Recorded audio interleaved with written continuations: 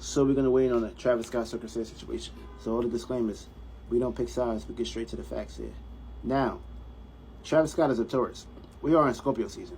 That's opposite his sun. So basically his actions and the things that he's paying attention to or basically expressing to the world is opposite. So you're just gonna basically see him on the other side. It's like a tug of war going on right now. He's an Aries moon, so he react and respond to his own passions, his own intentions. So he's very selfish. That's his selfish persona. You can't really change that. His Mercury's in Aries, Mercury's in Scorpio. So it's basically forming a miscommunication, a disconnection. He was also reacting and responding to miscommunications. Also, the moon was in Scorpio that day. When the moon is in Scorpio, death, transformation, and rebirth and regeneration always displays. And of course, the moon falls in Scorpio. So this will play out as a full moon circumstance situation. So never disguise these energies that's going on. Of course, his Jupiter is in Leo, and Mars is in Scorpio. So his Jupiter is predicated to him being fixed and stubborn in his own ways, dealing with his consistencies, his passions, his goals, and of course his theologies. That's squaring Mars. So that's basically bringing conflict. Certain shit should basically not be exposed. So all those pictures and all those things that's basically was being exposed or put up there for him on his debuts. These are the things that was already set it up to get y'all to react and respond to the shit. So the new moon, they already created their ritual spell. They already got the reactions and the responses from everybody, especially the individuals that was at the concert, all kind of shit. Also, he's a life path number 9. So this is his card. So he definitely was experiencing this shit afterwards. And of course, he's in hermit mode too. So of course they already find his ass, did all kind of crazy shit too. And also Friday was a day of Venus, appreciation and love and values. Now we're gonna basically get into the this dystopia shit. Dystopia got 8 words, and of course, their goal was to get at least 8 people killed, or so on beyond.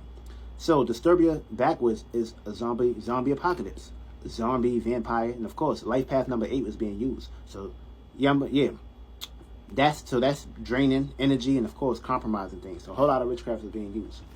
The high priest is basically what's going on behind the scenes. So these were one of the cards, despite the other cards that we basically about to get into. So this was basically like the behind the scenes, the secrets, and of course this is the moon card. It falls here.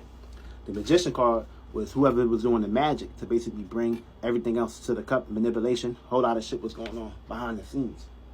Now, if you do this, you add these 2 cards up, you're going to get 6. Now, the hangman is predicated towards sacrifices and putting yourself on the line. You can play this out. They play this out with the supermarket shootings. They play this out with all kind of shit. And of course, so on beyond. The Empress card is basically rejuvenation, new birth. And of course, this can also play into stagnation if something don't go as planned. The World card was this dystopia shit. Them basically getting ready to basically take over the new world order. Of course, last but not. Alright, so the part 2 circumstance situation. Now the World card is the Saturn card. And of course, this is what came out when we added the numbers. So November 5th, 2021. The actual number card of that circumstance situation displayed were the 6 and of course the 12. So the 12 represents the Neptune and Pisces energies. So where's that card at? So this card right here would be like the Pisces card. For me, the imagination, the illusions, and of course hanging on to a whole lot of things, surrounding, sacrificing. So of course everybody made a sacrifice to get their ass to that concert. Empress is basically giving birth to a new circumstance, a new situation, especially dealing with something in the environment or the surroundings. That's the Venus card. Also, another thing, they love to basically utilize the exaltation planets for, like, you know, they big ceremonies or they big rituals or whatever the witchcraft that they basically trying to do. For instance, when the Mars went into Capricorn, was a lockdown all around the world and shit when it comes to this quote unquote imaginary shit flowing in the air.